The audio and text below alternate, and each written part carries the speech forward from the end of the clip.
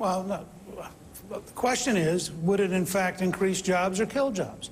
The Reagan recovery, which I participated in passing, in 7 years created for this current economy the equivalent of 25 million new jobs, raised federal revenue by $800 billion a year in terms of the current economy, and clearly worked. It's a historic fact. The Obama administration is an anti-jobs, anti-business, anti-American energy, destructive force, and we shouldn't talk about what we do in 2013. The Congress this year, this next week, ought to repeal the Dodd-Frank bill. They ought to repeal the Sarbanes-Oxley bill. They ought to start creating jobs right now, because for those 14 million Americans, this is a depression now. So the Speaker just said, Congresswoman, repeal Dodd-Frank. Answer the American out there who says, maybe I don't like all of the details, but after what happened in 2007 and 2008, I don't want Wall Street to not have somebody looking at them, watching what they're doing.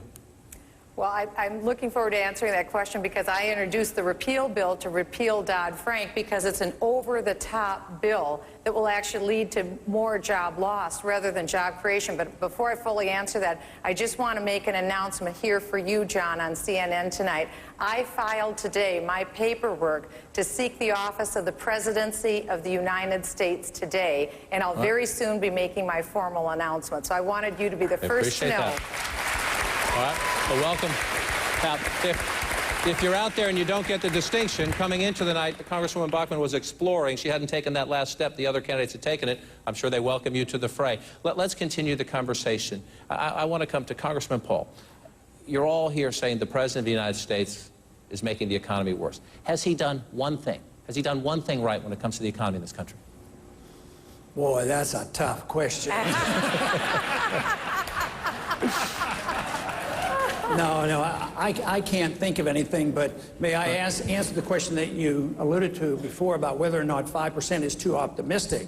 No, there's nothing wrong without setting a goal of 5 or 10 or 15% if you have a free market economy. We're trying to unwind a Keynesian bubble that's been going on for 70 years, and you're not going to touch this problem until you liquidate the bad debt and the malinvestment, go back to work. But you have to have sound money. You have to recognize how we got into trouble. We got into trouble because we had a financial bubble, and it's caused by the Federal Reserve. If you don't look at monetary policy, we will continue the trend of the last decade. We haven't developed any new jobs in the last decade. Matter of fact, we've had 30 million new people and no new jobs. It's because but people don't understand monetary policy and central economic planning.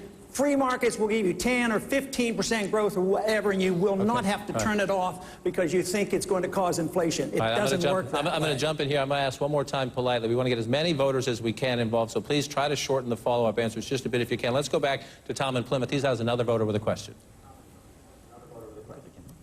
Yes, thank you, John. I'm here with Sylvia Smith. She's from Littleton, and she is a freelance journalist who's written about the healthcare industry. She has a question about healthcare.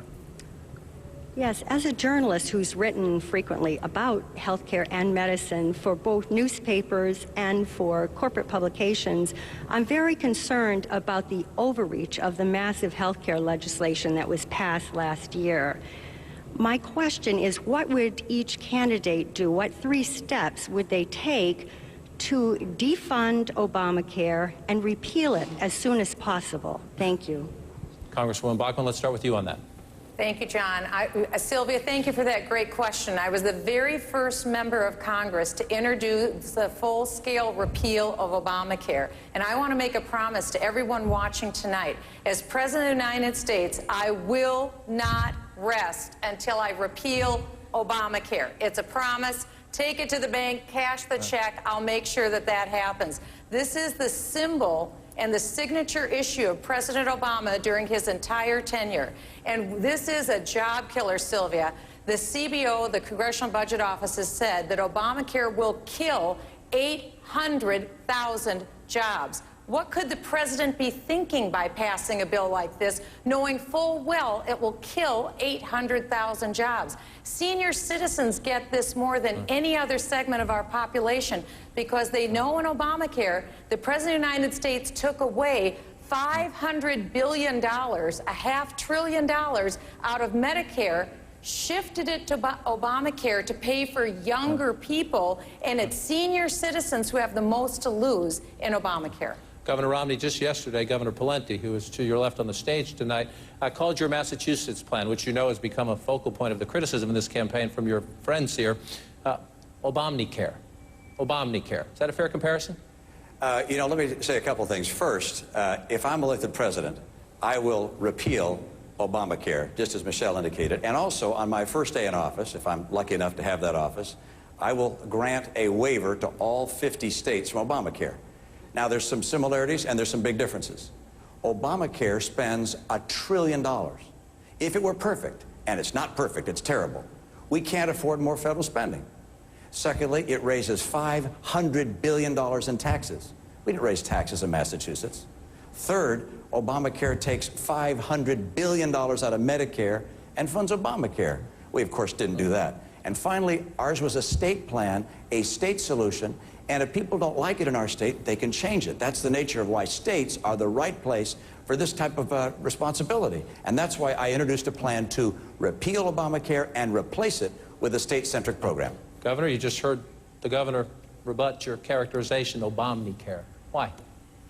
Let me first say to Sylvia, she has put her finger on one of the most important issues facing the country, which is President Obama stood before the nation in 2008 and said he promised to do health care reform focused on cost containment, along with Republicans. He'd do it on a bipartisan basis. The question, Governor, was why Obamacare? That's right. Well, I'm going to get to that, John. You have 30 seconds, Governor. Yeah, so this is another example of him breaking his promise, and he has to be held accountable. And in order to prosecute the case against President Obama, you have to be able to show that you've got a better plan and a different plan. We took a different approach in Minnesota. We didn't use top-down government mandates and individual requirements from government. We created market alternatives and empowered consumers. I think that's the way to fix health care in the United States of America. And you don't want to address why you called Governor Romney's Obamacare? Well, the issue that was raised in a question from a reporter was what are the similarities between the two, and I just cited President Obama's own words that he looked to Massachusetts as a blueprint or a guide when he designed Obamacare. But you chose, you say you asked a question, which is fair enough, but you chose those words. And so one of my questions is, why would you choose those words, maybe in the comfort of a Sunday show studio? Your rival is standing right there. If it was Obamacare on Fox News Sunday, why is it not Obamacare standing here with the governor right there? President Obama is the person who I quoted in saying he looked to Massachusetts for designing his program. He's the one who said it's a blueprint in that he merged the two programs, and so using the term Obamacare was a reflection of the president's comments that he designed Obamacare on the Massachusetts health care plan. Governor, you want to respond to that at all? No, just to say this, which is, my guess is the president is going to eat those words and wish he hadn't put them out there, and I can't wait to debate him and say, Mr. President, if in fact you did look at what we did in Massachusetts, why didn't you give me a call and ask what worked and what didn't? And I would have told you, Mr. President, that what you're doing will not work. It's a huge power grab by the federal government. It's going to be massively expensive, raising taxes, cutting Medicare. It's wrong for America, and that's why there's an outpouring across the nation to say no to Obamacare. And I'm delighted to be able to debate him on that. Mr. Speaker, you have I'll let you. Mr. Speaker, you have at times said, you know, maybe you do have to consider a mandate. You've been very open to the individual mandate. It has become, it seems, at least at the moment, a litmus test in this Republican primary. Should it be? Yes, it should be. If you explore the mandate, which even the Heritage Foundation at one time looked at, the fact is when you get into a mandate, it ultimately ends up with unconstitutional powers. It allows the government to define virtually everything, and if you can do it for health care, you can do it for everything in your life, and therefore we should not have a mandate. But I want to answer Sylvia at a different level. This campaign cannot be only about the presidency. We need to pick up at least 12 seats in the U.S. Senate and 30 or 40 more seats in the House, because if you are serious about repealing Obamacare, you have to be serious about building a big enough majority in the legislative branch that you could actually, in the first 90 days, pass the legislation. So I just think it's very important to understand. It's not about what one person in America does, it's about what the American people do, and that requires a senatorial majority as well as a presidency. All right, we'll have more time to discuss the health care issue. Let's get down to the floor. Jennifer Vaughn from WMUR has a question from a voter.